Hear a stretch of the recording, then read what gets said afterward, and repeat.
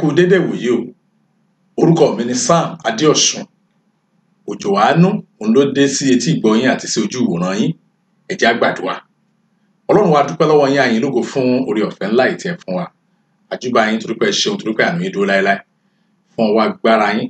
tí a fi ń sọ̀rọ̀ tí ẹ̀mí yín sì ń tẹ̀lé. Àdúpẹ́ torí pé ẹ̀yin Ọlọ́run jẹ́ olùkọ́ ńlá tí ẹ̀ ń kọ́ wa nínú ọ̀rọ̀ yín. Ó sì wù yín ká ṣe rere nípasẹ̀ ọ̀rọ̀ náà. Bàbá bọ́rọ̀ sì ń jáde lónìí, jẹ́ káwọn èèyàn kó ṣe rere. Jésù Kristi Olúwa wa. Àmín. Ẹ má bínú pé bó ṣe lọ lónìí, ohun tó fà ni pé gẹ́gẹ́ bí ẹ ṣe mọ̀ pé a ò sí nílé, ọ̀nà wa jìn pọ̀, Ọlọ́run ló mọ iye omi tá a kọjá ká tó débi tá a dé yìí. A dúpẹ́ fún àwọn tí ó jẹ́ kí vacation wa yìí kó bọ́ sí tí wọ́n dẹ̀ ṣiṣẹ́ takuntakun. Mo gbàdúrà Ọlọ́run yóò fún yín ní ìsinmi lórúkọ Jésù Kristi. Announcement kan wà ní ọwọ́ mi níbí tí mo fẹ́ ṣe fún wa, ó dẹ̀ ní àlàyé tó pọ̀. Ó ṣe kí n lo ìṣẹ́jú 15 láti sọ ìfilọ̀ náà, ṣùgbọ́n ẹ má ká gbàgbé tá a fẹ́ ṣeré lórí o. Òun náà ni pé ìjọ àti àwọn okòwò ìka wọn. A wá sọ pé àwọn ọ̀rọ̀ tó ṣúyọ. Ṣé lẹ́nu ọ̀sẹ̀ tó kọjá tá a ti sọ̀rọ̀ nípa kókó yẹn, the church and our wicked businesses. A rí àwọn tí wọ́n ti tẹ̀ ẹ̀mọ̀ kan tẹ̀, wọ́n tẹ mẹ́sẹ̀gì sí wa. Mẹ́sẹ̀gì ọ̀hún màá fẹ́ kí kúkú sọ báyìí kó lè ràn wá lọ́wọ́. Ètò mo rí tó jẹ́ kókó jù lọ nínú mẹ́sẹ̀gì yẹn ó jẹ́ méjì. About 90% àwọn tó kọ ìwé yẹn bíi pé ọ̀rọ̀ kan ni wọ́n ń sọ ni. About 9% wọ́n ní àwọn àfikún tiwọn tí inú wa sì dùn sí pé yes, ó dàbí pé ẹ̀kọ́ yẹn yé ọ̀pọ̀lọpọ̀ àwọn èèyàn.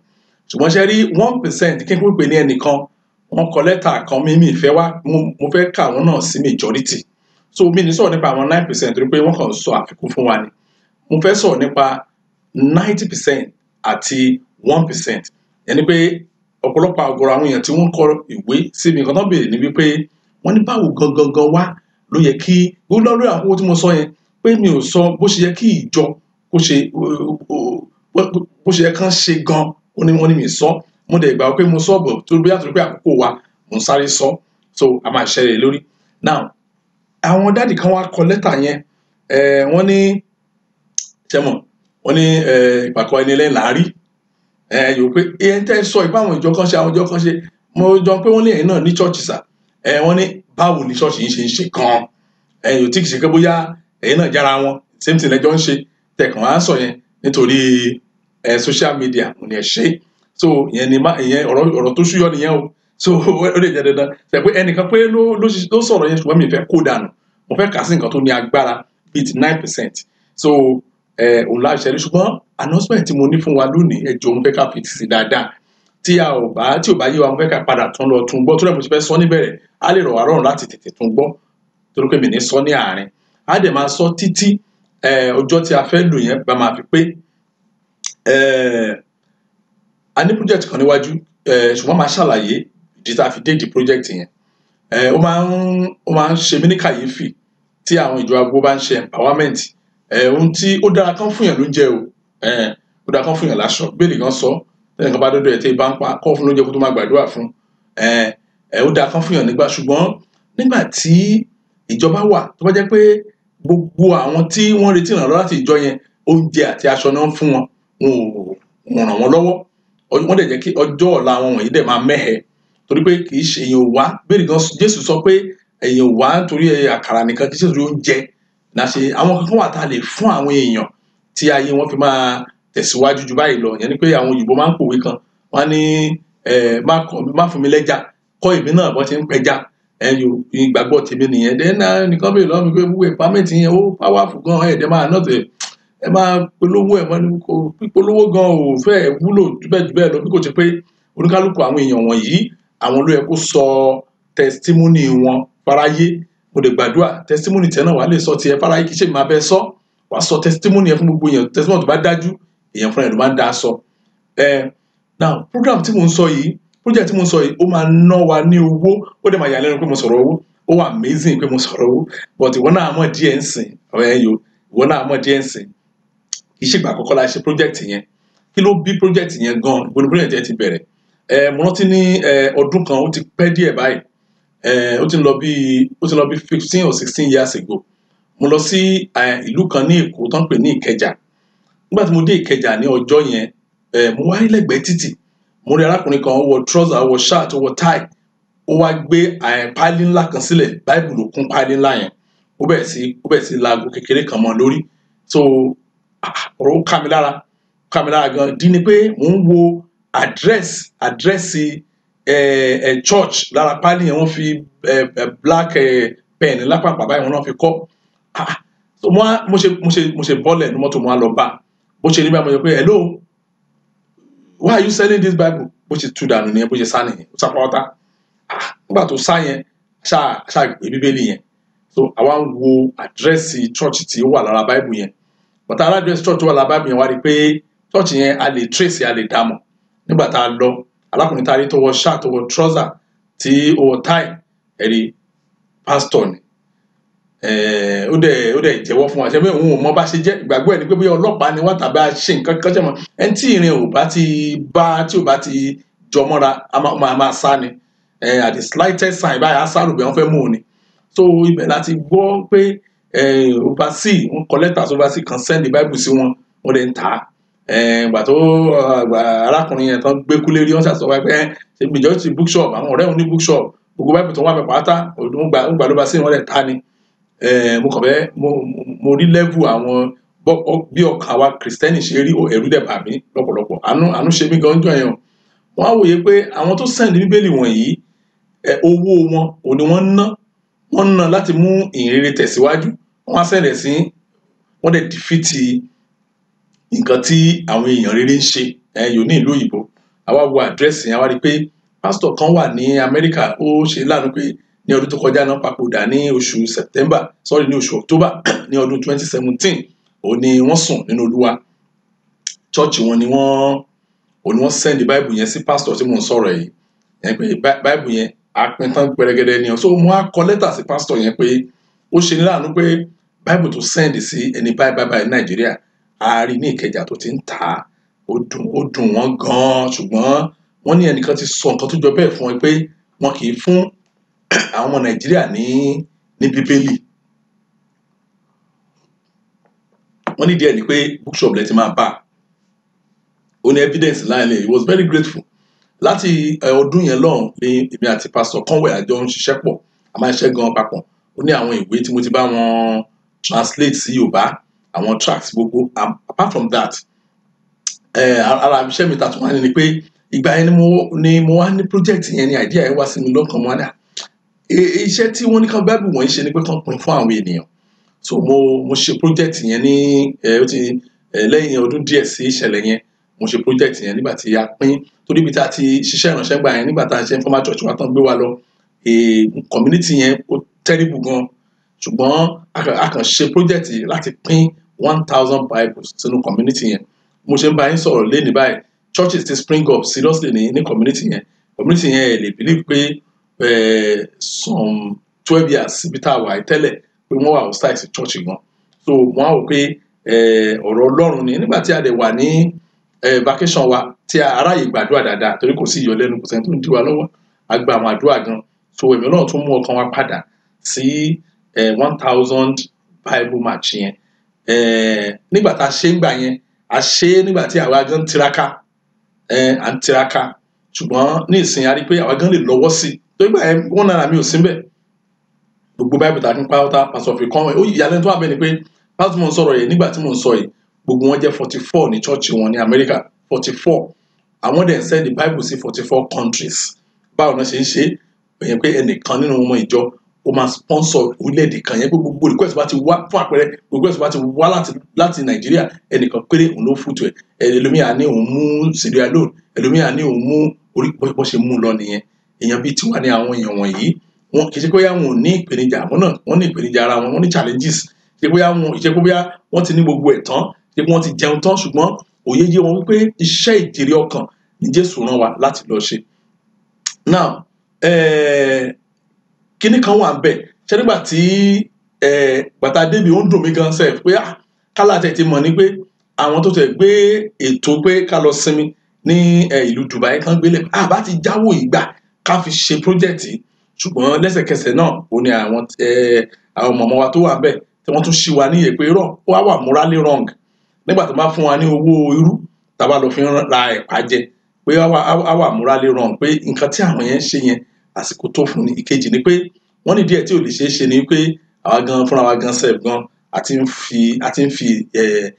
ìtura ká má sọ kejì àti pé máa fi lo ilé ayé ní gbogbo táìmù yẹn ó ti rẹra gan ó ti rẹ ọkàn ó ti rẹ ẹ̀mí àkàn ń pùṣẹ̀ gbogbo gbà yẹn ni. So wọ́n ní àsìkò nǹkan nìkan dùn mọ́ adé ní pé ẹ̀kọ́ tán kọ́ wa yẹn ẹ̀kọ́ gidi ni. So làwọn náà ṣe fọkàn sí pé yes ká kú gbàdúrà níbi tá a wà nígbà tá a ráyè gbàdúrà yìí tó tá bá tún padà sí ìlú wa lẹ́kọ̀ọ́ báyìí ìwọ náà mọ̀ ìpèdé nìyẹn. In fact mi ò gbàgbọ́ láyé wípé ó lè ṣeéṣe fún ọmọ ènìyàn láti gbégbé ayé ní odidi ọjọ́ méjì kó má lo stress mi gbà pé ó lè ṣẹlẹ̀ sí mi pé kó má lo anti-stress supplement mi ìgbàgbọ́ ṣùgbọ́n lábàtà ti débì àkàn nǹkan méjèèjì tó yà mí lẹ́nu níbí náà ni pé ó yà mí lẹ́nu gbáà wípé èèyàn lè sùn nígbà tó lóògùn oorun láì jẹ́ pé ó lóògùn oorun so mo rí pé ìgbà tó yẹ náà lè àlè lówó yẹn fún. So project yẹn la pè ní Bible Match 2018 ìgbà mo ṣe ń gbà yẹn ọ̀sẹ̀ méjì tó parí ọdún òun la fi ṣe ọ̀sẹ̀ méjì tó parí ọdún yẹn every day we are on the street kò sẹ́ni tí ò mọ church wa nígbà yẹn nítorí nínú clinic àti ní stamp àti fi sí given to you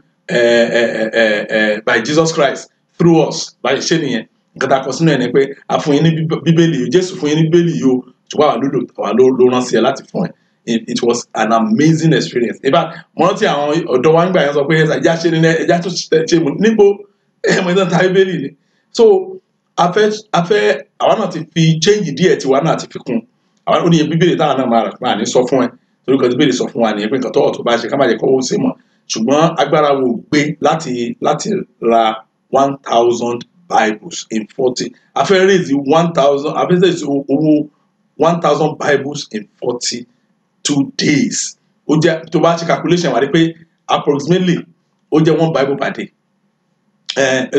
ó jẹ́ 1 Bible per hour sorry ó jẹ́ ní wákàtí kan owó Bible kan wọlé. A ní ìgbàgbọ́ bẹ́ẹ̀ pé tá a bá sọ fún àwọn ọmọ Ọlọ́run wọ́n gbàgbọ́ pé àwọn ọmọ Ọlọ́run ò ní wù pé a fẹ́ fowó wọn jẹun a gbàgbọ́ pé àwọn ọmọ Ọlọ́run ò ní gbàgbọ́ pé ebi ló ń pa wá débẹ̀ náà a gbàgbọ́ pé tí a bá sọ fún àwọn ọmọ Ọlọ́run a rí èèyàn 2, 3, 4 tó máa support project yẹn a dẹ̀ gbàgbọ́ pé torí pé ó jẹ́ project sí ìtẹ̀síwájú ìjọba ọ̀run àríyá mo gbàgbọ́ pé Ọlọ́run yóò lo àwọn ènìyàn rẹ̀ kì í ṣe bẹ́ẹ̀ nìkan an average of 2,700 tí wọ́n náà try kó lọ wo Bible Society of Nigeria wà rí pé KJV Yorùbá Bible yẹn pé KJV àti Yorùbá òun ló wù wá láti lò tí a bá rówó yẹn pé KJV yẹn pé 2007 ni ṣùgbọ́n a ní gentleman agreement àkọsílẹ̀ wákẹ́ àkànṣọ́ bí ọmọ Ọlọ́run sí ọmọ Ọlọ́run ni pé lágbára Ọlọ́run o iye tí tẹ bá fẹ́ ra dúró bíbélì bẹ́ẹ̀ yẹn máa fún yín discount ṣe nígbà tá a calculate discount tẹ́lẹ̀ àti kọ́ rò pé ibikíbi tó bá ró lọ́ra Bible yóò lè ra kó send sí wa a máa gbà náà kó wà ní pé àbèrè ó bọ̀rọ̀ a rí pé kò mú ọpọlọ dání ní àwọn area kan ìdí ni pé nígbà tá a wá wòye pé tó má lè fún wa ní discount wọ́n sọ fún wa yẹn a lè put 89 children sí school fọdún kan project yẹn ọ̀tọ̀ ni project ti wà nìyẹn lọ́tọ̀ àwọ́ká a máa touch a lot of children tí wọ́n bá lè fún wa ní discount yẹn o at the rate of 1,000 Bibles ta fẹ́ rà ká lè sanwó yẹn fún wọn báyìí owó tó máa ṣẹ́kù sílẹ̀ tó jẹ́ owó discount lásán ó máa san owó school àwọn ọmọ mọ́kàndínláàádọ́rùn that is 89 students ẹ pé a ó sanwó wọn ní first term a ó sanwó wọn ní second term a sanwó ní third term ìyanu tó wà bẹ́ẹ̀ ó yà wá lẹ́nu pé calculation yẹn rí bẹ́ẹ̀ torí pé ẹ wò ó ẹ má yẹ ká tan ara wa jẹ àwa tí a bá lè jẹ oúnjẹ ẹ̀kan ní ojúmọ́ pàápàá tá a gbé orílẹ̀-èdè Nàìjíríà ká yin Ọlọ́run lógo ní orílẹ̀-èdè yìí kì í ṣe pé orílẹ̀-èdè yìí ò ní owó kì í ṣe pé kò lọ́rọ̀ kì í ṣe pé kò ní àlùmọ́ọ́nì ṣùgbọ́n 95% àwọn tó ń gbé orílẹ̀-èdè yìí wọn ò ní àǹfààní láti gbé ìgbé ayé tó dára tọ́jú abẹ́ nìyẹn ó dẹ̀ ṣe ní láàánú pé àwọn olórí ìjọba ò rí bẹ́ẹ̀ so wọ́n ṣàrí pé want to be blessed bring more money ṣùgbọ́n tẹ bá wo ọ̀pọ̀lọpọ̀ ẹ̀rí tẹ bá dé church ara gbogbo tá à ń pa náà ni tẹ bá dé ọ̀pọ̀lọpọ̀ church kò sí nǹkan tó kan pastor bóyá ọmọ ìyá kinní kan ò tí ì sanwó school bóyá ọmọ kinní kan ò lọ kò sí nǹkan tó kàn wọ́n ẹ̀rí ṣáà ti ṣe ojúṣe ẹ̀ bó ṣe yẹ tó àti bó ṣe yẹ ni kò ná owó tó dá agbára sókè ṣùgbọ́n kinní yẹn máa ń ká wa lára ohun tá a lè fún ọmọ láyé òun ni education tá a bá fẹ́ kí ọmọ ṣe rere tá a fẹ́ kí ọmọ ṣe àṣeyọrí kó tẹ̀síwájú tá a fẹ́ liberate ìdílé ọ̀nà kan tá a lè gbà náà ni pé ká fi òye education ká fi yé wọn so ìdí ẹ̀ nìyẹn tá a fi sọ pé kò ní pay wa tẹ́ bá ra báìbù yẹn fún wa ṣùgbọ́n a pay wa tó bá lo owó ẹ̀ an average person tó bá lóun fẹ́ ra bíbélì kí alábíbẹ̀ fẹ́ ra bíbélì pé òkè mo tẹ̀ fẹ́ ra bíbélì òun fẹ́ ra bíbélì 10 èló nìyẹn ó lọ bí 27,000 ìwọ náà mọ iye táwọn ará bíi ti gbà ìwọ náà mọ̀ pé 27,000 yẹn kò ká wọn lẹ́nu débi kankan ìwọ náà mọ̀ so téèyàn bá lè ra 10 tó bá lè ra mo sọ pé mi ní sọ iye tèmi máa rà fún ẹ mi ní sọ iye tí àwọn ọmọ mi wá máa rà fún ẹ àwọn ọmọ wa gan máa rà nínú àwọn ọmọ wa àwọn náà lówó ẹ má sọ pé àwọn school lówó owó pocket money torí kò sí nǹkan tá à ń ṣe náà táwọn ọmọ wa ò dá sí so tí àwọn ọmọ ìbá lè dá sí ó wù mí kò dá sí tá a máa ṣe ni pé kí ó tó di ọ̀la lágbára Ọlọ́run àti máa rí lórí wẹ́bsáìtì wa wàá tá a bá ti kàn kílíkì bẹ̀ a sọ pé a ti ṣe débi pé a dúpẹ́ lọ́wọ́ arákùnrin wa tó wà ní ìlú London wọ́n try fún wa gan àwọn ọ̀gá wa ó kàn pé wọ́n láìka máa dárúkọ wọn ni wọ́n mọ̀ nípa IT àti gbogbo nǹkan fún ìrànlọ́wọ́ wọn láì jẹ́ kí àwọn kan ṣeé ṣe lọ́wọ́lọ́wọ́ yẹn báyìí sọ̀rọ̀ yìí a ní àkáǹtì tó lè sanwó sí ní Britain project yìí a ní àkáǹtì tó lè ìyá tí ìtura fi sanwó ní pound sterling a ní àkáǹtì tó lè sanwó sí ní American dollar a ní àkáǹtì tó lè sanwó sí ní euro a ní àkáǹtì tó lè sanwó sí ní naira currency mẹ́rin yẹn ó ní àtìríṣe through his effort wọ́n ṣiṣẹ́ gan fún wa wọ́n ṣe débi pé wọ́n release káàdì wọn káàdì tàbí gbowó ní báńkì tàbí kìbọn ní ATM yẹn wọ́n release ẹ̀ fún wa láti fi ṣe àwọn kan because a lè gbé Nàìjíríà kárí àwọn kìnìún wọ̀nyẹn ṣe a gbọ́dọ̀ gbé ní advanced country so àwọn wọ́n dẹ̀ bá wa ṣe wọ́n jẹ́ kárí kìnìún yẹn ṣe so nígbà tí tó bá wish láti ṣe bẹ́ẹ̀ lórí website a máa try náà lórí application but kò ní yá báyìí ó máa tó bí ọ̀sẹ̀ tó ń bọ̀ kí tàbí ọ̀n tó jáde ṣùgbọ́n ẹ máa rí gàdàgbàgàdàgbà níbẹ̀ ní project tí à ń sọ̀rọ̀ rẹ̀ yìí mo fẹ́ kó bóyá Ọlọ́run mo fẹ́ kó gbàdúrà sí náà fúnra ẹ̀ má kàn rọ́ọ̀lù project bẹ́ẹ̀ ló gbàdúrà sí fúnra ẹ̀ pé Olúwa ṣé kí n dá sí má fẹ́ dá sí Olúwa ẹ ràn mí lọ́wọ́ Ọlọ́run á dẹ̀ ṣe bẹ́ẹ̀ fún ìjọ ní orúkọ Jésù ẹ ká sáré padà sí ẹ̀kọ́ wa torí àkókò wa mo sọ fún wa pé màá lo ìṣẹ́jú 15 mo dẹ̀ try mo dẹ̀ rí lò the church and our wicked businesses matters arise àwọn ọ̀rọ̀ tó ṣúyọ mo sọ fún wa pé ọ̀gọ̀rọ̀ àwọn èèyàn ìbéèrè yẹn pé báwo gan ló ṣe kí ìjọ gan ṣe lórí àwọn kókó tí mo mẹ́nu bà yẹn ṣùgbọ́n arákùnrin kan kọ yìí pé jọ pé wọ́n lẹ́yìn náà ní ìjọ báwo ni church yìí ṣe ń ṣe gan á dẹ̀ sọ fún wa lónìí ṣùgbọ́n gbogbo ìdílé tọlọ́run àtúní àwọn ẹlẹ́rìí tẹ̀ tún lè béèrè lọ́wọ́ wọn pé ẹ gbọ́ church àwọn bàbá yìí tí ẹnu wọn máa ń gbọ̀rọ̀ yìí nígbà gbogbo báwo làwọn ṣe ń ṣe ń tiwọn ìwé ẹ̀kọ́ yẹn ni a máa kọ́ra wa tí ẹ bá gbàgbé mo sọ̀rọ̀ kan fún wa pé ẹ̀ẹ̀mejì ní Jésù lé àwọn ìjáde kúrò tẹ̀lé iṣẹ́ kan it has never been wọn tí ẹ bá rí àwọn ọ̀jọ̀gbọ́n bíbélì gan tí wọ́n ti concordance nípa bíbélì ẹ rí pé gbogbo wọn fẹnu kò pé ẹ̀ẹ̀mejì ẹni pé ṣáájú iṣẹ́ ìránṣẹ́ Jésù bó ṣe bẹ̀rẹ̀ iṣẹ́ ìránṣẹ́ báyìí pa ó lé àwọn tó ń tà tó rà jáde kúrò tẹ́ḿpìlì nìkan bíi last week iṣẹ́ ìránṣẹ́ ní ọ̀sẹ̀ tó máa ẹgbẹ̀yìn iṣẹ́ ìránṣẹ́ Jésù tún repeat ẹ̀ òṣèbẹ ó wáyà ẹ̀yìn náà tẹ́lẹ̀ lọ́pẹ́ náà bá wò business yìí ti wà tipẹ́ ó lé wọn jáde 3 years later ó tún repeat ẹ̀ wọ́n tún padà láti máa ṣe nígbà tí a dẹ̀ sọ bẹ́ẹ̀ tán a wá mẹ́nu bà àwọn business tẹ́ẹ̀bà gbà mo ní business of oxen sheep doves and money changing ẹ̀yìn pé nígbà tí nínú ìwé Jòhánù orí kejì ẹsẹ̀ 14 John chapter 2 verse 14 ó sì rí àwọn tí ń ta màálù àti àgùntàn àti àdàbà àti àwọn onípàṣípààrọ̀ owó nínú tẹ́ḿpìlì wọ́n jókòó mo sọ fún wa pé wọ́n jókòó yẹn kì í ṣe translation tí Bíbélì sọ ní èdè òyìnbó tàbí èdè Greek ohun tí Bíbélì sọ ni pé ní èdè òyìnbó sọ pé and he found in the temple those who sold oxen and sheep and doves and the money changers doing business mo dẹ̀ sọ fún ọmọ yẹn pé business wọ́n ṣe yẹn kì í ṣe pé wọ́n lọ ń ta gúgúrú ìgboro rọ àwọn èròjà tí àwọn ènìyàn tó tó fẹ́ fi jọ́sìn nínú tẹ́ḿpìlì tó fẹ́ lò òun ni wọ́n ń tà. So tẹ́nìkan bá sọ pé ṣebí kinní náà kan lè lò fún iṣẹ́ Ọlọ́run, irọ́ o, Jésù nǹkan Jésù lòdì sí gan nìyẹn. Àwọn tí Jésù lé jáde kí àwọn tó ń ta irú tàbí tó ń ta ẹ̀fọ́ táwọn yẹn máa rà tá máa jáde ṣọ́ọ̀ṣì kan máa lọ sí ilé náà. Nǹkan tí wọ́n ń tà bẹ́ẹ̀ ni àwọn tí wọ́n fẹ́ lò for worship. Tàbádé wáyé lónìí náà kò sí nǹkan tí wọn kì í tà fún worship lónìí, tí pásítọ̀ tàbí wòlíì bá rí pé wọ́n ní ìdí ọṣẹ àti kankan, bí ìyàwó pásítọ̀ bá tà, ọmọ pásítọ̀ á tà, tàbí pásítọ̀ fúnra ẹ̀ gan ó lè gbégbá ẹ̀. Ṣùgbọ́n ìyàlẹ́nu tó wà bẹ́ẹ̀ ni pé bọ́tẹ̀ fẹ́ gbégbá ẹ̀ gan, omi inú ọ̀rá tí wọ́n tà ní 10 naira, torí pé wọ́n pè ní omi tí wọ́n rà ní ṣọ́ọ̀ṣì wá di 100 naira.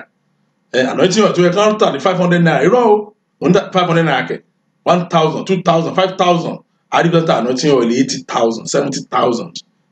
Arákùnrin kan ló sọ fún mi o, èmi ò bá wọn rà rí o, mo dẹ̀ gbàdúrà tó bá ti bá wọn rà rí, Ọlọ́run á mú àṣedànù mọ́ bẹ́ẹ̀ lórúkọ Jésù.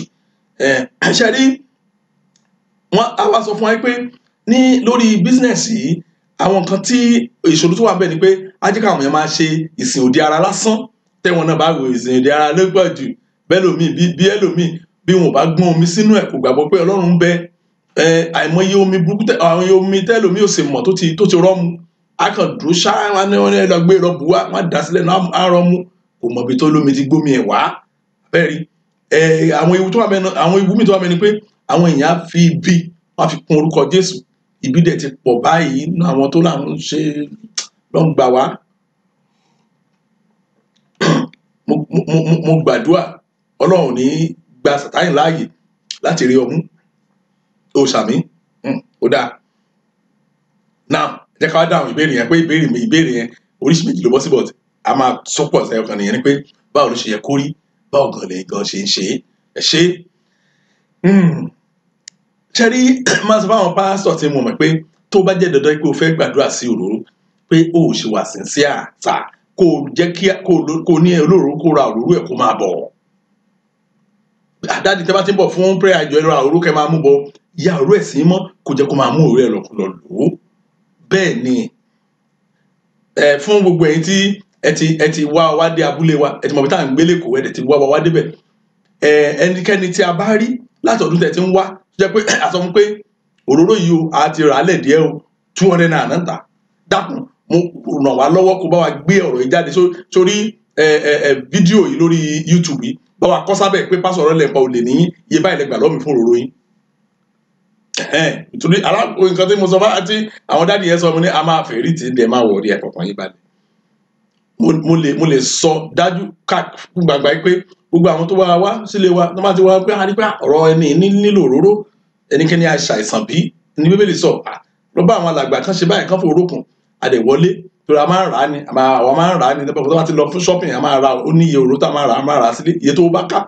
bó bá lẹ̀ ti ń dé ẹgbàá. Ẹlòmíà bẹ pé èrè oníkóso kí ló fẹ́ sanwó, onílà ti sanwó. So far tí mi ò mọ̀ pé onílé òróró kó tó dọ́dọ̀ mi, ṣé màá ní kó wá lọ báyìí kó lọ máa wó òróró wá ni, mo ṣe ní kó gbà tán kò sí kò lè tó fẹ́ kò lè tó yẹn. Ẹlòmíì máa ń yà wọ́n lẹ́nu, ẹlòmíì kì í yà wọ́n lẹ́nu. Ẹlòmíà ní ẹ ṣé o, God bless you o. Ẹlòmíà ní ó ga o, ó dáa, ẹ jẹ́ kí mi náà ṣe ọrẹ. So oríṣiríṣi bó ṣe máa ń wá nìyẹn. Ṣùgbọ́n àwọn ń ṣe táwọ̀táwọ̀ torí pé a rí pé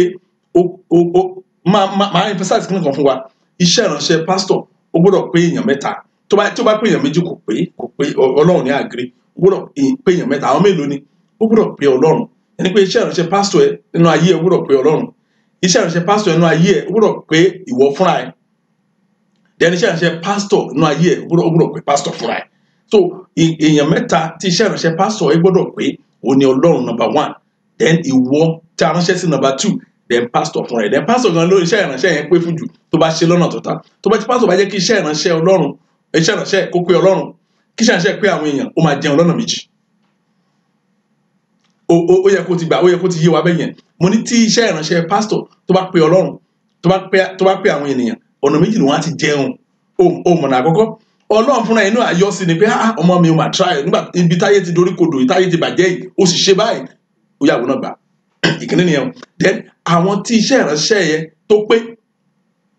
ó kéré jù ní èèyàn 10, ó kéré jù ẹnìkan ṣàpàwà padà wá, ó yẹ kó gbà pẹ̀lú mi. Ó kéré jù nìyẹn pé àrò rẹ̀ èèyàn àbórí ẹnìkan lè ti tó fún ìtẹ̀síwájú ayé ìránṣẹ́ Ọlọ́run. Ṣùgbọ́n ewu tó wà bẹ́ẹ̀ láyé táwa ẹni pé pásítọ̀ fẹ́ jẹ́ kí Ọlọ́run kò rẹ kò ṣe tán fọ́lọ́run kó jẹ́ ó ṣe ready ló wọ́n I find my way I will take care of myself òun ló pọ̀ jù láàrin wa abẹ́rẹ́ tó bá yẹ kó omi ló nílò ṣe ní kó bomi ẹ̀yin náà mọ̀ gbé tá a gbàdúrà ẹ̀gbọ́n náà ṣé ìwọ tó tiẹ̀ wà ní London tèmi wà lẹ́kọ̀ọ́ tó ní ẹ̀sà inú wọn ló dà bomi sí kékeré sí cup tó lè mú tán ṣé ìyẹn ni màá ní mo fẹ́ tomi fún ṣé màá ní kó gbé flight wá kó wá romi ni so all these things ó máa ń mú kí ibi kó wọnú iṣẹ́ ìránṣẹ́ ọ̀pọ̀lọpọ̀ church so àwọn ọmọ ìjọ náà forí fa iṣẹ́ ìránṣẹ́ wà ní pé Ọlọ́run kò ní pé àwọn ènìyàn àwa pé pastor nìkan tó bá dẹ̀ ti pé pastor nìkan òun gan jẹ́ òun ni because at the end of the day ibi tí ìyà ti máa jẹ́ owó ẹ̀ ò ní ká owó tó ń gbà lọ́wọ́ àwọn èèyàn ní ká so ibi tí àlàyé ibẹ̀ yẹn wà nìyẹn mo lọ ṣe program ní church kan nígbà tí mo wá di ọjọ́ kan ẹjọ́ tó bá ti ń bọ̀ lọ́la everybody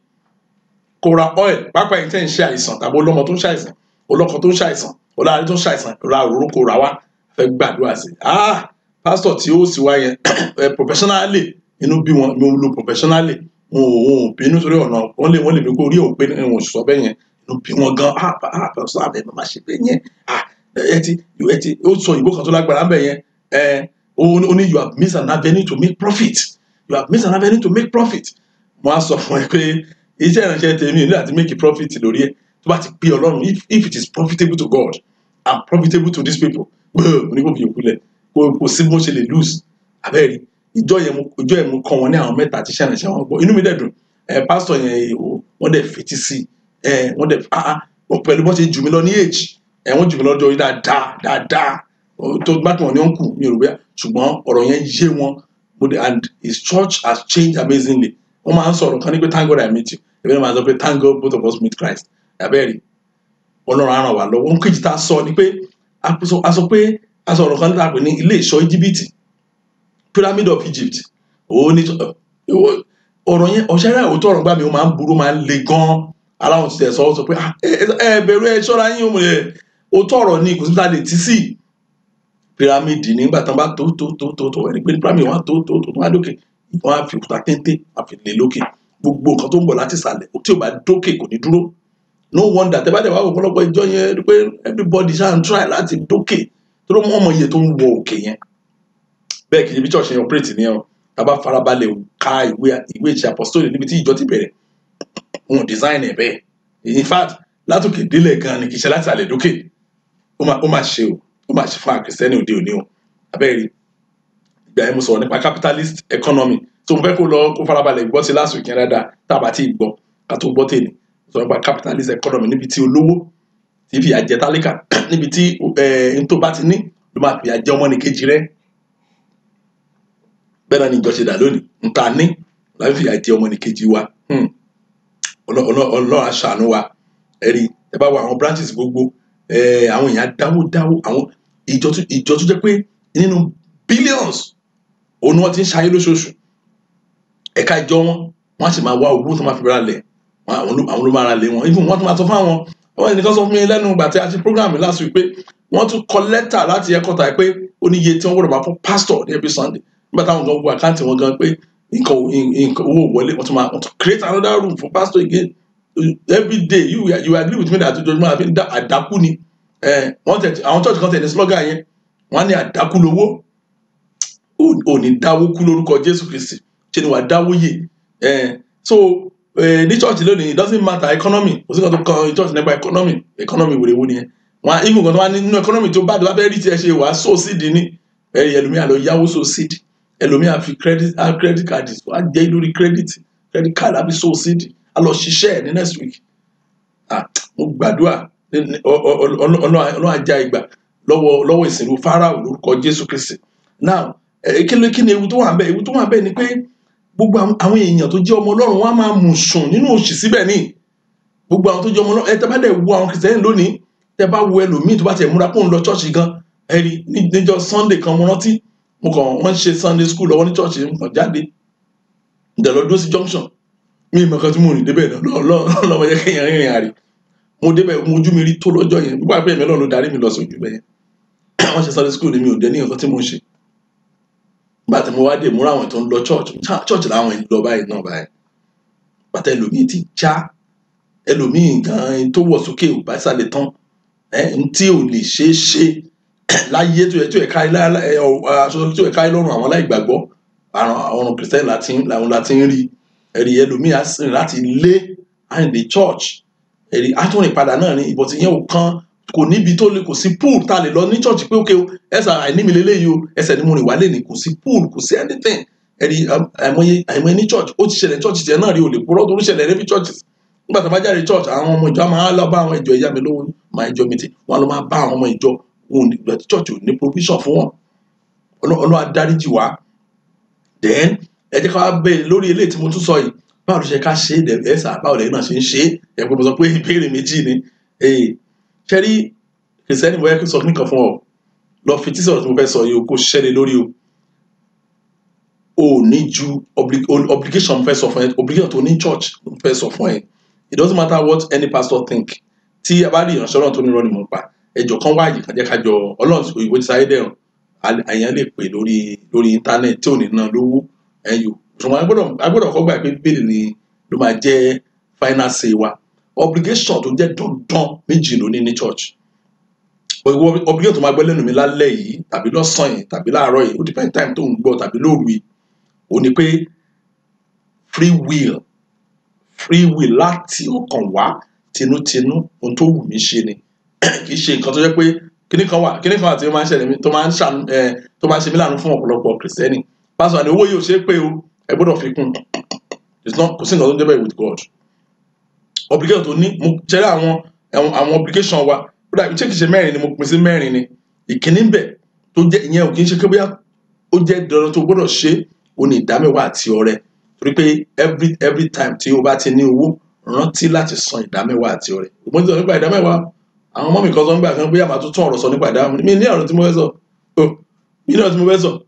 ó lójú ẹni tí tó ń san ìdámẹ́wàá fún mi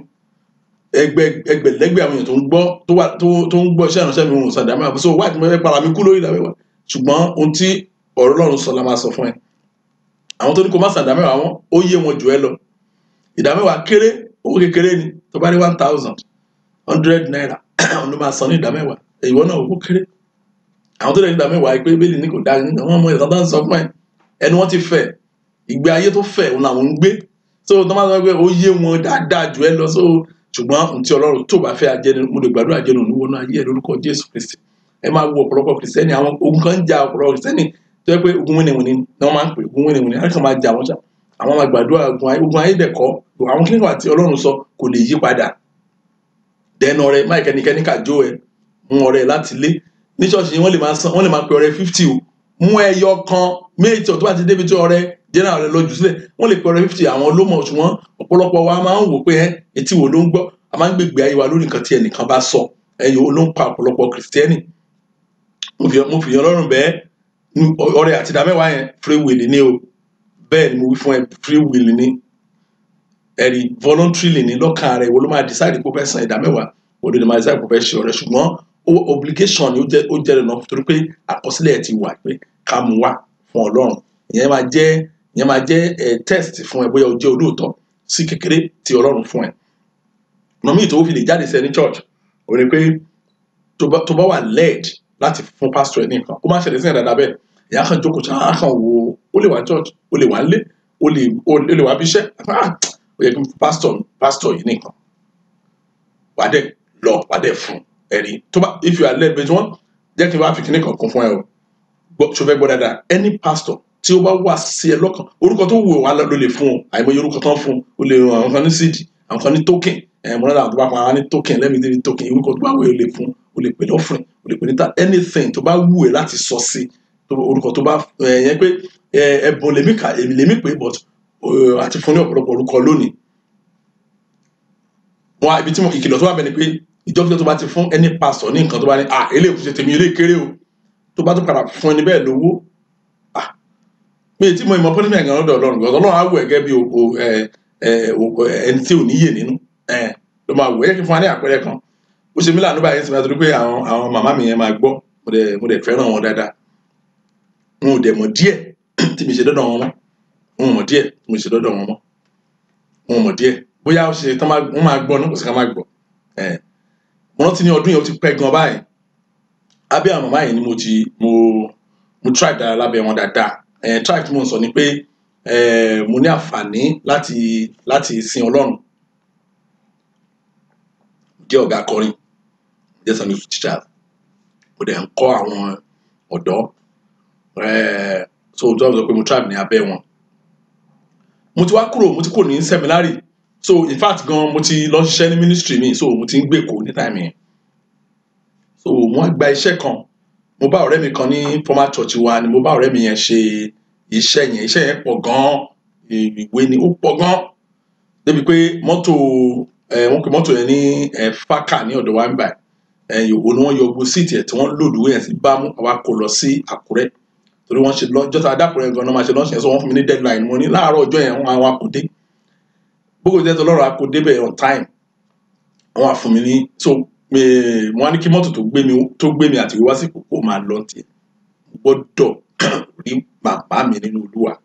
láti fún wọn ní nǹkan àyígbà tí mo sọ fún wa yẹn 200 ní highest denomination ló ga jù owó sì níyì gbà yẹn wọ́n ka 200 mẹ́wàá wọ́n náà bá mi ṣe èló nìyẹn 2000 wọ́n ka mẹ́wàá ẹ̀ ó di ya eré ni mo sá débẹ̀ mo kí wọn màmá ìpẹ̀lẹ́ máa gbá àkọ́bá mo sì ná owó yẹn sí wọn nìyẹn wọ́n dẹ̀ mú owó ìdáríbà wọn ní kẹ́ni ẹ jẹ́ kí n sọ iye tí wọ́n fún mi iye tí mo gbà kì í ṣe balance iṣẹ́ mi nìyẹn o ṣùgbọ́n wọ́n ní wọ́n fẹ́ fún mi lówó mọ́tò pé wọ́n á tọ́ bá ti lọ́ọ̀ṣì tán wọ́n á send owó mi sí mi wọ́n á fún mi ní 3000 so tí n bá mọ́tò padà sí kòmìnì náà wọ́n náà ní 3000 yẹn wọ́n á ní màmá yìí máa ọkàn mi lọ sọ́dọ̀ wọn straight wọ́n á ṣa mẹ́wàá nínú mẹ́ẹ̀ẹ́dógún 200 lówó owó tuntun ni mo dẹ̀ nínú mẹ́ẹ̀ẹ́dógún ọ̀run mo ti ra envelope nínú márùn mi tó kù ni mo ti ra envelope balọ̀ fún ọmọ yìí fún ọba oníkẹ́ni owó tèmi kọ́ lélẹ́yìí o èmi ló fún lélẹ́yìí owó tèmi kọ́ lélẹ́yìí o kí ni yẹn bá mi jẹ́ níbi pé láti ọdún yẹn síbi tá a wà ẹ̀ kò sí nǹkan wọ́n ti invite mi ní wọ́n fẹ́ fún mi ní award mo ní kọ́ máa wọ̀rí torí pé ẹ̀bùn tí mo fún wọn yẹn inú egungun ni mo ti fún wọn 200 mẹ́ẹ̀ẹ́dógún mo yọ mẹ́wàá inú márùn yòókù tèmi ìgbà tí wọ́n mọ́tò padà sẹ́kọ̀ọ́ wọ́n kàn fẹnu tẹ́ńbẹ́lú ẹ̀ ní ẹ̀bùn dẹ̀ ní tó bá ti fún pásọ̀ nìkan tó bá ti fẹnu tẹ́ńbẹ́lú ẹ̀ fún ẹ tó bá ti reject ẹ̀ o ní business láti padà síbẹ̀ fún ní nǹkan mọ́ ẹ má bínú ẹni mi àní ẹ pé Jésù ní ká dáríjì yẹn mo ní ìgbẹ́tọ̀ ọ̀rọ̀ ìdáríjì òye àwọn so wọn mọ̀ Jésù wọn ní bílí sọ nípa ìdáríjì so mo fẹ́ kó lọ wá àti à ń try láti index lọ́wọ́ báyìí a fẹ́ index wọn àná adé pé a máa gbé sí website tó bá ti ń wá ọ̀rọ̀ nípa ìgbéyàwó àkàndọ̀ wo index ọ̀rọ̀ ìgbéyàwo gbogbo episode sọ̀rọ̀ nípa ìgbéyàwo a fẹ́ gbé jáde fún ẹ ibi tá a sọ àti sọ̀rọ̀ nípa ìgbọràn wà kàn àti máa kó síwájú indexing ni so a ti fẹ́ parí iṣẹ́ yẹn a lè yẹ kó yé wa tí wọ́n wá àyè kó lọ wo episode tá a ti sọ nípa ìdáríjì wà á mọ̀ tán pé ní ìdáríjì á yé wa dáadáa torí kò sí time bẹ́ẹ̀ lé so ọ̀nà tí owó tún lè gbà yọ fún ẹ tó bá wọ́n fẹ́ ṣe project irú àkúsọ̀ kan náà báyìí tí wọ́n make sure pé project yẹn náà accountability wà fún wọn torí àìmọye project jẹ́ pé wọ́n á sọ pé a fẹ́ náwó báyìí ọ̀tọ̀ níbi tí wọ́n máa fẹ́ náwó sí ọ̀tọ̀ níbi tí wọ́n máa náwó yẹn sí nǹkan tó dẹ̀ ń ba iṣẹ́ ìránṣẹ́ jẹ́ púpọ̀ kùtẹ̀ tó yẹn ẹ make sure pé accountability wà ní church yín bí wọ́n fẹ́ ná kinní kan wọ́n rántí kinní kan ní former church mi àwọn aláṣẹ ìjọ yẹn wọn ò rí owó gbà wọlé mọ́ látọ̀dọ̀ àwọn ọmọ ìjọ mo dẹ̀ ń wò wọ́n ó wáyà wá ní ìpàdé kan mo dẹ̀ jẹ́ mẹ́mbà àwọn ìjókòó àgbà ìjọ yẹn ní ìdásílẹ̀ wa ní kan lọ pè mí wá wọ́n á dé ọ̀dọ̀ wọn wọ́n kí wọ́n dà Adéọ̀sùn àwọn èèyàn sanwó kí la lè ṣe báyìí mo ní ẹ̀yin lẹ́fà wọ́n láwọn ti mọ̀ pé kí ni àwọn ṣe báyìí mo ní ẹ mọ̀ pé nígbà tí ẹ bá sọ fún àwọn èèyàn pé mo ní wọ́n á fún wọn ní àpẹẹrẹ kan mo ní ẹ sọ fún àwọn èèyàn pé generator church kò ṣiṣẹ́ a dẹ̀ ní wọ́n pè ní ìkíni pé kíní yẹn o delegate conference níbi tí àwọn aṣojú ìjọ tó ti máa ń kóra jọ nígbà táwọn èèyàn wá wà nínú program yẹn nínú òkùnkùn débi pé wọ́n lọ rẹ́ǹtì generator àwọn òṣìṣẹ́ wọ́n tún rẹ́ǹtì generator ti wá dẹ̀kẹ̀rẹ́ tó máa ṣáná sí báyìí kò sí nǹkan tí ò lè gbé kò sí iná tí wọ́n lè tàn anywhere ẹ̀yàn wọn lọ́rùn àwọn èèyàn fowó lẹ̀ lọ́jọ́ yẹn mo ní bàbá ṣé báwọn èèyàn fowó lẹ̀ lọ́jọ́ yẹn ó ní yẹn ìgbà tán dé ní next month delegate conference ṣé generator ṣiṣẹ́ wọ́n ní rárá wọ́n ní nǹkan tó fà ní pé mọ́tò àwọn bàjẹ́ wọ́n ní sáré fowó yẹn ṣe mọ́tò mu tí wà láwa ni kò sí accountability wọ́n ní kí ni káwọn ṣe mo tó wáyé pé èmi nìyí ni owó tẹ́ gbọ́ owó generator ni ẹ ṣe generator yẹn nígbà tó bá dé next month wọ́n wáyé pé generator iṣẹ́ atẹ́gùn fẹ́ sí wọn ní in fact gan láàrin oṣù ọ̀hún gan jẹ́ mọ́tò bàbá ó bàjẹ́ wọn gladly ẹnìkan lè sọ fún wọn ṣe gan. So tó bá ti mọ̀ pé kò sí accountability in church yìí tó bá ní project tó bá dá sí òṣè anybody tó tó wà bẹ́ẹ̀ nìyẹn tó bá ní project in church yìí ìbáwò mi kò dá sí tí ó bá rí akitiyan àwọn adarí church yìí so ibi tó wù mí ti lè jáde nìyẹn but nípa ẹ̀ náà ńkọ́ free will ni in fact tẹ́ bá ní project gan ọ̀pọ̀lọpọ̀ church ló máa ń tax àwọn èèyàn mi tax àwọn èèyàn rí láyé mi torí pé ìka ò dọ́gba tẹ́ bá ní di 1,000 ibi tẹ́lẹ̀ mi à sọ pé ẹ má wọrí wọn á fi 5 naira ẹ̀wọ̀n 1,000 ó ti kéré jù ẹlòmíà lè 500 lẹ̀ torí ìka ò dọ́gba ṣùgbọ́n ní ọ̀pọ̀ church lónìí ẹ̀ṣẹ̀ náà bù ohun tí ní báyìí nǹkan tó kàn máa bù tó máa yàtọ̀ ni pé ẹ̀yin alàgbà 200 ẹ̀yin obìnrin 150 ẹ̀yin ọ̀dọ́ 100 naira ẹ̀yin ọmọdé 20 naira wọ́n ti máa bù ní kò dẹ̀ work bẹ́ẹ̀ ìka ò dọ́gba free will ni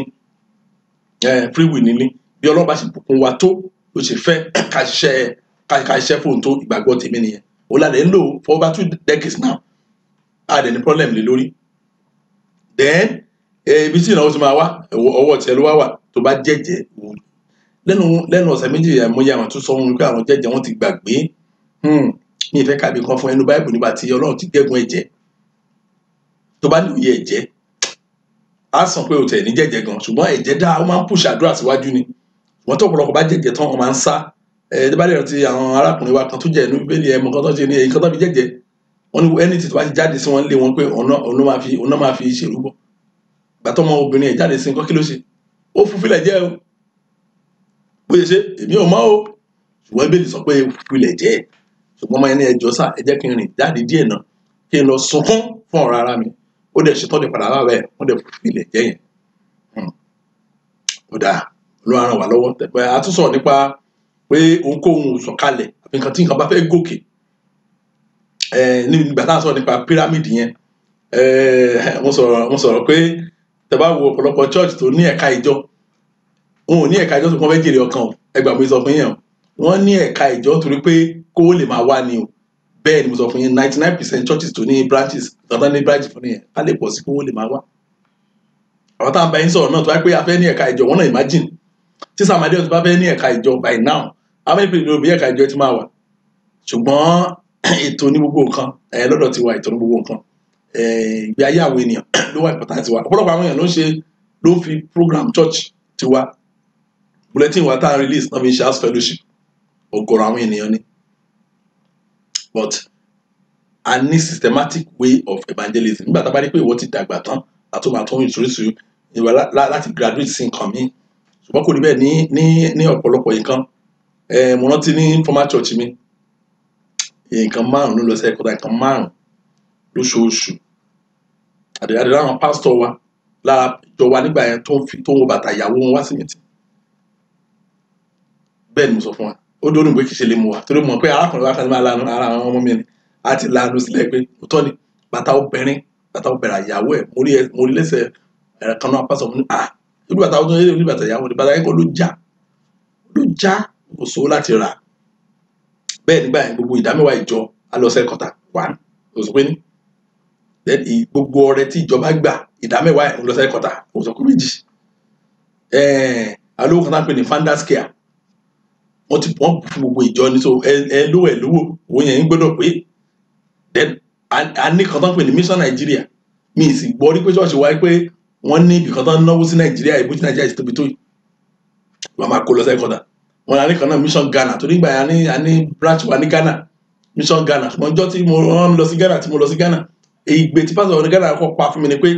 kò sówó rárá nílẹ̀ wọn ò fún yín lówó rí ni wọ́n ní àwọn owó kíni náà wọn kò lóṣooṣù kò ní ẹtẹ́ ìgbà ní níbo ẹ̀rí bó ṣe ń jọ́ọ̀ṣì tiẹ̀ náà nìyẹn káàkiri ṣọ́ọ̀ṣì míì gan sẹ́ẹ̀ tí wọ́n tún yàtọ̀ a máa débẹ̀ tí ṣọ́ọ̀ṣì míì tún yàtọ̀ 20 30 40 50 jọ ń pín ni ó mà ṣe o mo rántí lọ́dún yẹn bàbá mi ní Olúwa tó jẹ́ GO mi wọ́n pè mí wọ́n ní Adéọ̀sùn àwọn pásọ̀ yìí jíwò wọ́n jalè wọ́n jí owó mo ti gẹ́ẹ̀tì wọn àwọn ọmọ bá àwọn alàgbà ìjọ wọn kan sọ̀rọ̀ wọ́n ní kí owó tán kò fún ọ̀nà kó débì wọ́n á rẹ̀ wọ́n ló máa jalè báwo lè ṣe ní jalè so ó dìgbà tẹ wọ́n á sọ mo rẹ́rìn jọ ẹ̀mú nígbà tẹ bá ṣe investigation kan tó gbà pé àwọn pásọ̀ yìí ń jalè báwo ló ṣe máa jẹun báwo ló ṣe máa bọ́ ọmọ báwo ló ṣe máa bọ́ ìyàwó wọ́n sọ fún wọn ní èmi gan number 4 ní mí ní church ní ranking wọ́n fẹ́ tó ranking wọ́n mú yín wọ́n mú ẹnìkejì wọ́n mẹ́rin kẹta òmí náà máa mú ní ẹnìkẹrin ìlú rẹ̀ fún mi ipò tó pé ọlọ́run àwa lọ́wọ́ àwa ń ṣiṣẹ́ ọ̀pọ̀lọpọ̀ àwọn pásọ̀ wọn ẹ̀yin lẹ mú wọn kò ní iṣẹ́ wọn tẹ́lẹ̀ lọ́n pè wọn tẹ́ni kán máa iṣẹ́ mọ́ àdẹ̀sọ fún ìgbà ìpò wrong ọlọ́run lè ní kẹ́ máa iṣẹ́ mọ́ iṣẹ́ ìrìnsẹ́ ló máa ń gbaṣẹ́ lọ́wọ́ yẹn kì í ṣe èèyàn ló máa ń fiṣẹ́ lẹ̀ fiṣẹ́ ìránṣẹ́ máa kọ́ alẹ́kọ̀ọ́ yẹn jọ kan ẹ wà mọ́ díẹ̀ tí Paul gan ní ìbẹ̀rẹ̀ pẹ̀pẹ̀ iṣẹ́ ìránṣẹ́ ní fún àwọn ọdún kan ó sì ń ṣiṣẹ́ lọ́wọ́ kò stop iṣẹ́ ẹ̀rí wà ní bẹ́lẹ̀ ìbàdí lómi à ní mo sọ̀rọ̀ pásọ̀ kan fún wa tí mo lọ wá bá mi tó ní 5,000 náà san fóun abẹ́rẹ́ kí ló máa gbẹ̀yìn irú ìwà bẹ́yẹn olè àwọn pásọ̀ máa jalè ẹ bá lè jalè lọ sọ́nà àpáàdì ẹ̀rí àwọn pásọ̀ máa parọ́ fún àwọn ìjọ wọn wọ́n máa parọ́ fún àwọn ìjọ wọn wọ́n á parọ́ gan fáwọn ìjọ wọn ìpànìyàn á ṣẹlẹ̀ gan wọ́n sọ̀rọ̀ pásọ̀ kan fún mi lẹ́jọ́ mẹ́ta lẹ́yìn kan náà àwọn mega churches yẹn wọ́n ní pásọ̀ yẹn ń wo ọ̀gá ẹ̀ iye tó ń wọlé ní district yẹn iye tó ń wọlé ní owó ṣáà ni owó náà kà lójoojúmọ́ ó dẹ̀ mọ̀ èyí tó ń gbà wọn ò gbà kọjá sálárì tó bá kan ògbó bàbá tó jẹ́ ọ̀gá ẹ̀ kan bá wà nǹkan ẹ mọ̀ tó ṣe ẹ mọ̀ ó poison ọ̀gá tó wò láìsítáǹtì ó poison ẹ̀ tí wàá jẹ pé olóhùn kan fẹ́ mú adẹ̀rẹ́ àwọn tó ṣe ti ṣe irú ẹ̀ tán tí mo jẹ́ olóhùn kan fẹ́ mú arákùnrin yẹn ni àṣeyí wá tú pé ṣe ni poison ló pa àbá yẹn ẹ̀rí wọ́n dẹ̀ wá gẹ́ ìpín ló poison ó dẹ̀ wá jẹ́ ọkùnrin ló poison yẹn ìpànìyàn máa ṣẹlẹ̀ ó máa rí bẹ́ẹ̀ náà wà jẹ́ pé òkè ni gbogbo owó ń lọ ó dáa jẹ́ ká kó mẹ́yẹn káwá fi tẹni lẹ́yìn lẹ̀ pé wọ́n ní báwo ló ṣe kó rí gan ẹ̀mọ́ wá tún wá fi béèrè kún báwo lè ṣe tèmi ìbéèrè àwọn dádì yẹn nìyẹn ìbéèrè yẹn bọ́ ní tèmi tí má ti sọ máa ń pa mí lẹ́yìn well ní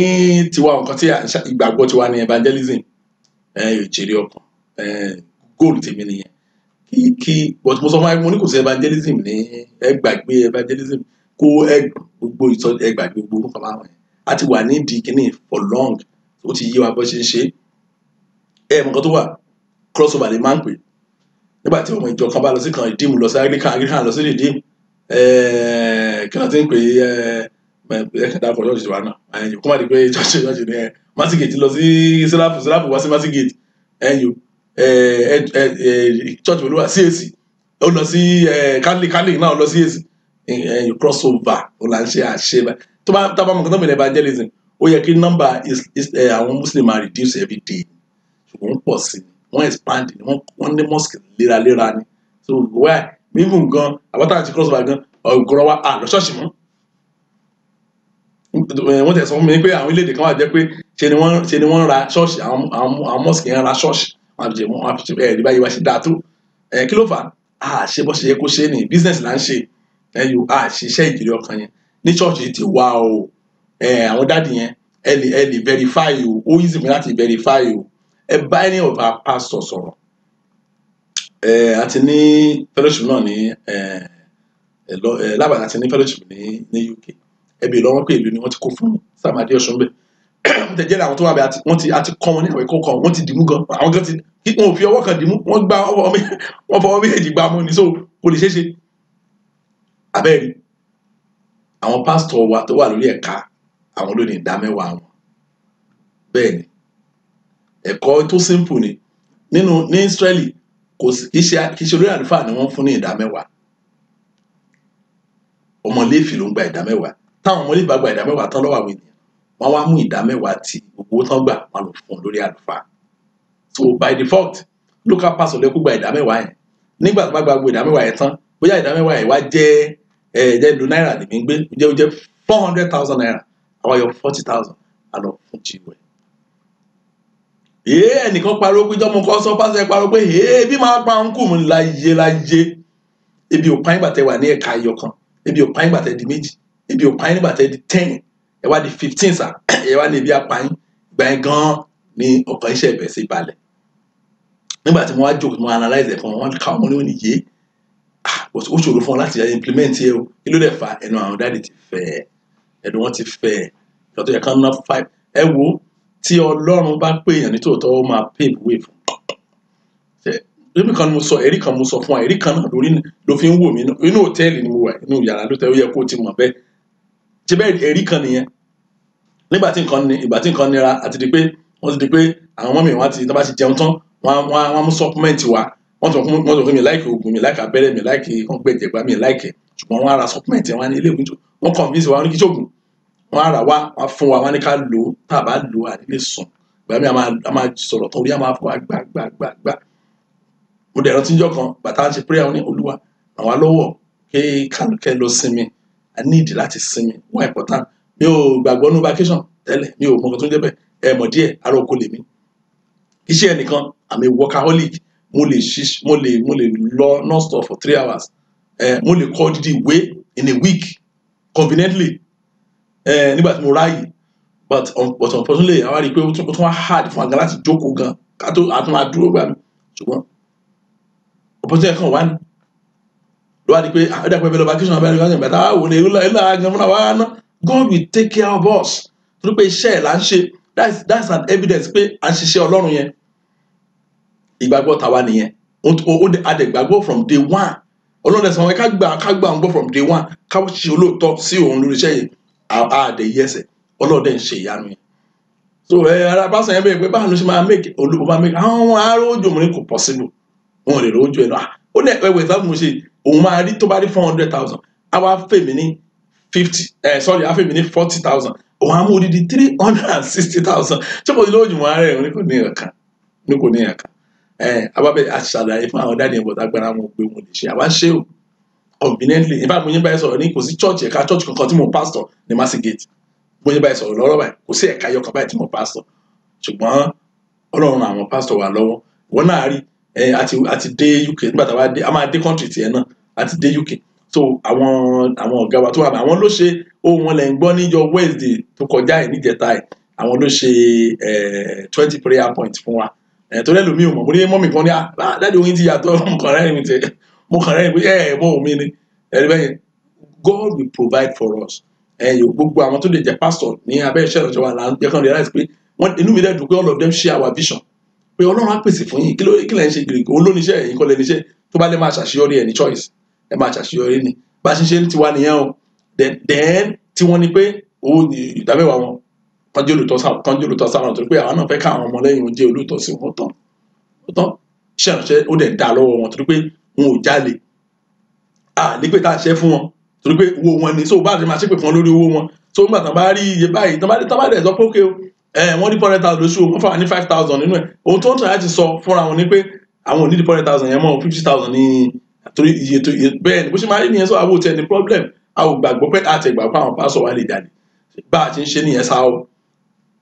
a lè ṣe o we can do it we have done it and we are still doing it nǹkan tó dẹ̀ máa ṣẹlẹ̀ sí wa tá a fi ní ṣe mọ́ Ọlọ́run jẹ́ kó dé bá wa ọ̀pọ̀lọpọ̀ bí i lọ pé what is the need for you what is the need for you ẹ gbọ́ there are a lot of things in need for me mi ní sọ àṣírí yẹn fún ẹ tó ti máa lọ sọ fún tí n bá sọ fún ẹ olùsọ pé so ó pè kéèyàn jẹ́ olóòótọ́ sí Ọlọ́run ó pè kéèyàn jẹ́ olóòótọ́ sí Ọlọ́run abẹ́rẹ́ jẹ́ kí sáré sọ ìkan sí mo sọ pé franchise ní church lónìí anybody can start a church lọ́ndà especially church bá jẹ́ big church ọ̀kàtà ìjọ wà gbé sábẹ́ ṣọ́ọ̀ṣì yẹn ẹ̀yìn ògbéyà 80-20 70-30 60-40 50-50 mi wàá mọ bó ṣe ń lọ ní àwọn ọ̀pọ̀lọpọ̀ church ṣùgbọ́n ẹ̀yin náà rí àwọn churches wa lé ní wọn ò focus on evangelism ọ̀pọ̀lọpọ̀ wọn kébù ilé ìṣe kébù tó wá ṣe kébù ẹ wo kébù ọ̀pọ̀lọpọ̀ wọn kò ní meaning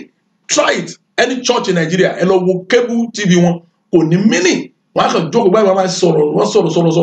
wọn ò ní content wọ́n lè máa ṣó tó wà ní kan ṣe mọ́ wọ́n ní convention 2004 wọ́n máa ṣó wọ́n máa ṣe convention 2013 wọn ò ní content but ìkílódé ẹ̀fà tó fi ní torí pé church kan ti ṣe ẹ máa wo school àwọn churches lónìí is business kò sí nǹkan míì tó wà ń bẹ̀ majority àwọn pastors yẹn missionary school wọn náà lọ dàgbà èmi mo bá ẹ sọ̀rọ̀ missionary school mo lọ dàgbà tí o bá ti missionary school mi lè mọ ha gùdùgbù ṣùgbọ́n àdúgbò Ọlọ́run fún àwọn tí Ọlọ́run lò gbà yẹn but àwọn tó wà bẹ́ẹ̀ wọn fẹ́ lo ara wọn tó máa ṣe ń sìn àwọn fún àwọn mẹ́ta kan ní scholarship wọn fún àwọn mẹ́rin kan ní scholarship ìyẹn kọ́ là ń sọ ohun tá à ń sọ ni pé make it affordable for everybody so that àwọn tí ò ní opportunity ibi kan la sọ lẹ́ẹ̀kan yẹn pé owó tó bá ṣẹ́kù tí bá lè ṣe bí báìbù lára fẹ́ rà kò ní ìka sọ fún ẹni tó bá lè ṣẹ́kù àná àkójẹ inú ọ̀tá àwọn kan wà jẹ́ pé irú àwọn tí wọ́n bá yẹn ti bá ẹjọ́ tó máa ti wọ school náà máa sanwó school ọjọ́ tó wọ school náà máa sanwó school Ọlọ́run ti ràn wá lọ́wọ́ débẹ̀ ṣùgbọ́n àwọn kan wà jẹ́ pé wọ́n pín school sí 13 weeks round school wọ́n pín sí 13 weeks ohun tún ní sọ́tán dáadáa ó wà dáadáa káàkiri ṣùgbọ́n nígbà tí wọ́n bá rí orí ọ̀fẹ́ Ọlọ́run mọ̀kàn táwọn ẹ̀ máa dà lọ́la now like me tí mo bá sọ Ọlọ́run ló lo ẹgbẹ́ òṣèlú ni wọ́n don declare free education ní class 1978 ni mo secondary school first year 1 yẹn bí ìgbà tí mo wà náà pàdé ni wọ́n year 2 èmi náà wà dẹni tó ń kàwé now tí mi bá kà á ó likely kó bàbá mi pàdé náà kó jẹ́ pé mi ò mọ nǹkan kan bẹ́ẹ̀ pé ara oko hán yẹn mo kú ń yan kalẹ̀ bóyá màá ti máa ṣàgbẹ̀ mọ́ báyìí màá ti dàgbẹ̀ gan báwo wá ní iṣẹ́ ìránṣẹ́ mi ṣe máa pè ọ́ báyìí báyìí kò rí bẹ́ẹ̀ so kò sí ẹ̀rí pé kò sí yẹn ò sí bẹ́ẹ̀ mọ́ ẹ̀rí wọ́n sọ̀rọ̀ pásọ̀ kan fún mi pé adẹ̀ kò gbowó ó wà ní orílẹ̀-èdè UK adẹ̀ gbowó agbójú alòfẹ́ra mọ́tò gbẹ̀bọ̀n lé nìyẹn agbẹ̀wò wá sí Nàìjíríà wọ́n ta mọ́tò yẹn kó sàkáǹtì mi báyìí ayé àwọn èèyàn bá àjẹ́ lọ lábẹ́ iṣẹ́ ìránṣẹ́ ewu ló máa wà bẹ́ẹ̀ ewu tó wà bẹ́ẹ̀ ni pé àwọn èèyàn are frustrated they will not want to go to church again kí wọ́n lọ sí church á sú wọn ṣùgbọ́n báwo làwa ṣe ń ṣe tiwa a ní ju accountability lọ àtẹnisọ́jù àtẹ̀fẹ́ kọrí ẹ̀ ṣùgbọ́n ní church wa mọ nǹkan tá à ń ṣe a ní unwritten rule kan ní Mercy rule yẹn ni pé nobody must be left behind ẹnìkan péré la máa lé dànù a máa frustrate ẹ kókó láàrin wa ìyẹn tálẹ́ nìyẹn ọ̀lẹ ẹ̀ tàbá rí pé kò fẹ́ ṣiṣẹ́ pé ọ̀lẹ ló fẹ́ yàn kò fẹ́ ṣiṣẹ́ tí o bá ti if you cannot work hard you cannot be assisted in Mercy àti ẹ̀ máa ní kó máa lọ ni wọ́n tó bá jẹ́ ọ̀lẹ you must not be left behind oh that is the rule wà ní leave here behind yóò bó ṣe kórì nìyẹn bó ṣe wà nínú ìjọ àkọ́kọ́ nìyẹn àwọn mátà tó wà ráìsì nìyẹn o so mo ti dáhùn àwọn ìbéèrè méjèèjì ká lè lọ sínú ẹ̀kọ́ tó lágbára ìgbàgbọ́ mi dẹni pé tó máa di Friday tó ń bọ̀ Jésù bàbá yìí bẹ̀rẹ̀ sẹ́yìn ẹ̀yìn á padà sí àyè wa á lè tún kẹ́kọ̀ọ́ tó ní agbára ṣùgbọ́n ẹ̀kọ́ ilé wa ó ní agbára ó yẹ ká ṣàlàyé ẹ̀ fúnra wa rántí o Jésù Kristi Olúwa wa ó ṣojúṣe tiẹ̀ o ó lé àwọn tó ń tà tó ń rà ó lé wọn jáde kúrò ní tẹ́ḿpìlì o kò jẹ́ kí wọ́n try mo dẹ̀ sọ fún àwọn yẹn àwọn kan sọ̀kan wọ́n ṣe yẹn irọ́ ló àwa la sọ wọ́n di bọ́ ṣe dà bẹ́ẹ̀ ni mo sọ fún wa if you don't patronize them wọ́n á kó gbá wọlé tó bá patronize wọn wọ́n á kó gbá wọlé náà pàṣẹ wọ́n wọlé pé ẹ ló bá bàbá ìgbàdúrà fún mi ẹ ló kó gbàdúrà fún mi ní owó ló fẹ́ bèèrè lọ́ọ́ mi kí ló wá débẹ̀ bẹ́ẹ̀ sọ pé nípa ìṣe wọn ló ti máa mọ̀ wọ́n don't blame anybody má blame anybody kàn bèèrè lọ́wọ́ ara ẹ pé ṣé wọ́n gan ṣé wọ́n promote irú nǹkan tá à ń sọ wọ̀nyí ọ̀pọ̀lọpọ̀ àwa kìrìsìtẹ́nì ẹ̀ máa ká tanra wa jẹ́ iṣẹ́ ìránṣẹ́ tó máa pé àwọn ènìyàn tó máa ní kán lọ́wọ́ sí wọn lọ́wọ́ sí ṣùgbọ́n ìtàn máa fi tàn wọ́n jẹ́ yẹn wọ́n á yẹ nǹkan náà máa roko mọ́ ṣùgbọ́n láti ìlọ mo fẹ́ kí ìwọ náà kó wò ó pé yeah this is the time tí ẹnìkan bá tan ìmọ́lẹ̀ tó tẹ́nìkan bá tan candle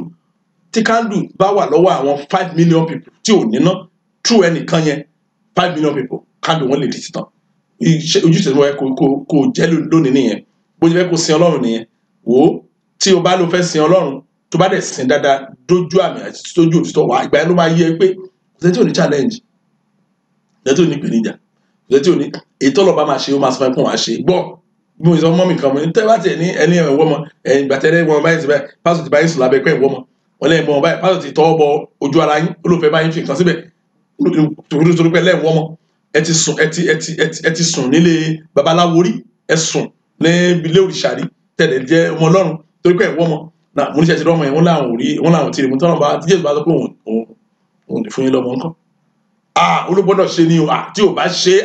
ó tiẹ̀ gbọ́dọ̀ ẹ̀fẹ́ nà ni